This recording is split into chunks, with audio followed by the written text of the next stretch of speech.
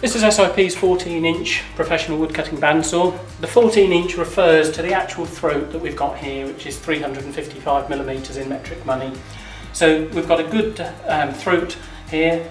The depth of cut will actually take up to 235mm, and that's easily adjustable using the hand wheel on the side here, so we can bring our ball bearing guides into the correct position where we want them.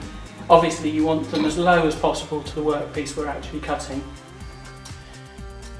The doors on it are all interlocked. Tables, nicely ground, cast tables. The fence, again, easily locks in place, but also has the fine adjustment facility on it, making it easy to get exactly the position we're actually looking for. Powered by a 2 horsepower motor, and with a 2-year guarantee, this saw should last you for ages and do everything that you actually ask of it. It'll take up to a 1-inch blade, which we've got on here, which is ideal for resawing, or right down to a 1/4 inch blade for doing the finer, smaller curves and cuts that you'll find that you want to do in your workshop. The bottom of the machine consists of a very handy storage cupboard, which is ideal for keeping your spare blades and your service tools ready for when you need them. Also here you can see we've got the optional wheel kit fitted that enables you to move the machine around your workshop easily. The wheel kit just comprises of the wheels that are mounted to the machine and the actual hand lever with the wheels on, which make it easy just to lift and then move the machine to where you want it. Another nice feature is when you're not using the wheel kit, this handle actually comes with the mount, which mounts onto the side of the machine for easy storage. If we open the top door of the saw, you can see the cast wheels are perfect balanced, so this will give a lovely smooth sawing action in operation. Also here we've got a blade tensioning guide which gives you the actual tension that you need on the different sizes of blades that the saw will take, from the 25mm, which is currently fitted, through to the smaller 1/4 inch or 6mm blade, and that's simply adjusted just using the hand wheel at the top of the machine, as you can see it moving there. Both the upper and lower doors are guarded by interlock switches, so there's no way that accidentally the machine can be switched on whilst the doors are open. On the back of the machine we have a few controls, this being the rise and fall for the actual blade guard. This one locks the blade guard in the position once you've got it in the right place. This lever here is the quick release tensioning lever for when you want to change a blade. And this one is what you can adjust the tracking of the wheels should you ever need to do it. We've also got a 4-inch dust extraction port for connecting to a dust extraction facility such as the 50-litre SIP dust collector, which is ideal for this product. And also this wheel is for tensioning the drive belt, which can be changed between 2 different speeds on the machine, whether you're looking for a faster or a slower cut depending on the material you're cutting. Underneath the cast table here we have 2 more levers. One is a locking Bristol handle which locks the table.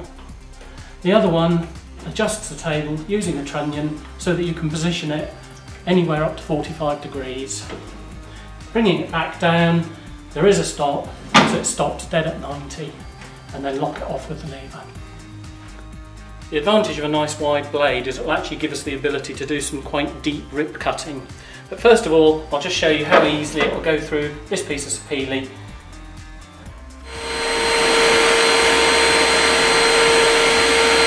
Using the fence as a guide, I'm just going to feed this through.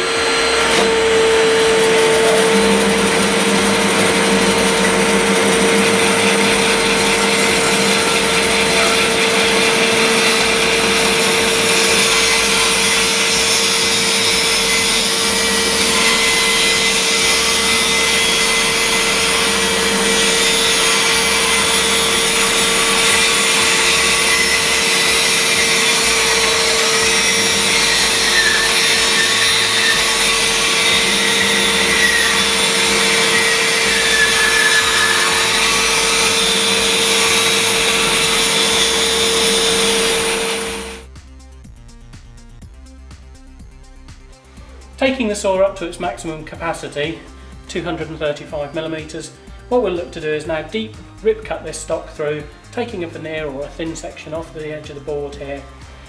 We can bring that into position, we can bring this up Now if you are actually looking to fine tune this, again, this is where the micro adjuster comes into its own to enable us to position the fence exactly where we want it.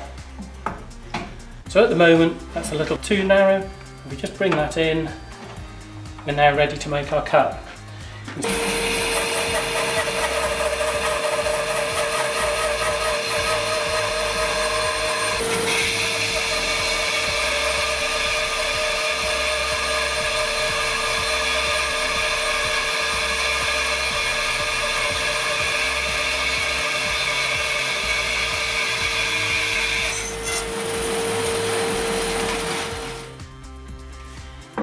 Now another very easy thing you can do if you want to is cut tenons on a bandsaw. We can bring the fence in, again using the micro adjuster, we can set this to any position where we want it.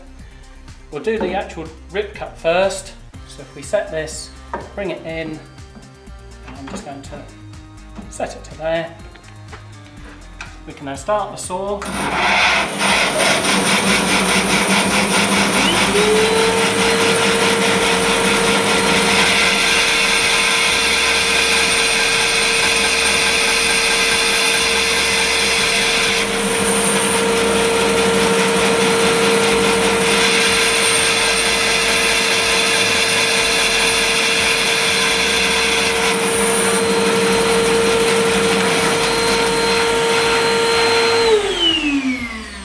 So having rip cut down now, we want to remove the cheeks, and that's easily done by setting the fence, using the fine height adjuster to get it to exactly the position we want, and to keep it square we can actually use the mitre slide to keep the wood true as it goes to the blade.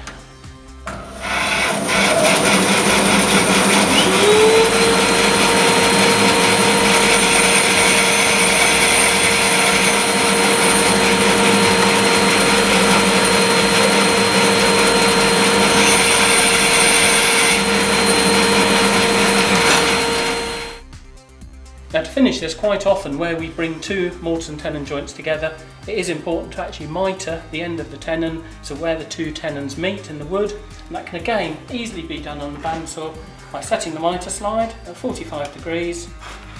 We can then bring this in, start the saw,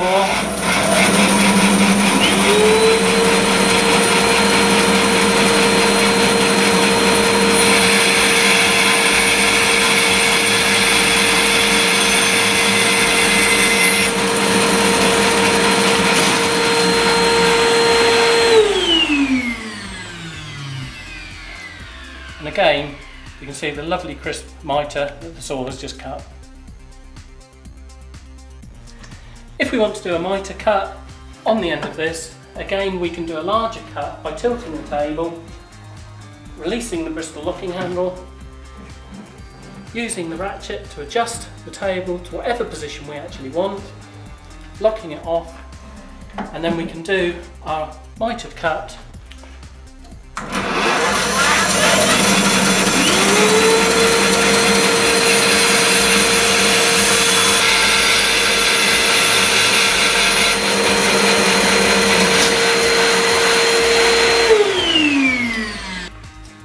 And once more, lovely clean cut that we know is at 90 degrees on that face due to using our mitre slide. So, to change a blade is a very straightforward procedure. We'll remove the mitre slide out of the way, and the next thing we need to do is remove the fence assembly. Now it's simply done just with some wing nuts underneath the front edge of the table. And we can slide out the whole fence. We now want to open the doors, having disconnected it from the power first, albeit the interlock switches will isolate the machine if you were to forget to do that. So with the doors open, release a little bit of tension, but we've got a quick release lever on the back which we can actually release one way or the other. That will enable us then to slide the blade away from the saw.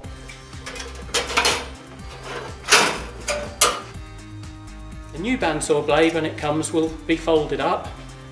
Be careful as you actually open it up, because being spring steel, they do want to tend to jump forward, and the last thing you want is a bandsaw blade actually hitting you in the face. So we can open that up, and the blade is now ready to put on. So to reinstate the blade, making sure the teeth are pointing downwards on the right hand side. Slide the blade through the table. The easiest thing is to hook it onto the top wheel, bring it through the guard, down the side of the casing, in here, and hook it onto the lower wheel. Now, just giving a few turns to the wheel, we want to position the blade so that the teeth are just off the front edge of the rubber tyre on the wheel. Being a skip blade, every other tooth is set in the opposite direction. If we push it too far back, it will take the set out of the blade. So with the blade on, make sure the teeth are just forward of the rubber wheels on both wheels before bringing the tension lever back. That will adjust, and then we can just fine tune the tensioning using the top wheel to suit the blade we've got. In this occasion it's a 1/2 inch, so we're setting it to approximately a 13mm setting. We can then dry run the wheels by hand just to make sure that it's running true. If minor adjustments need to be made to the bearings, undertake those, ensuring that the bearings are behind the teeth so that it doesn't take the set out of the teeth. With the smaller blade on, we're now able to cut much tighter curves, which enable us to cut bowl blanks down to very small sizes such as this. And with the 2 speeds on the machine, you can actually set the speed by changing the belt in the lower cabinet to suit the cut.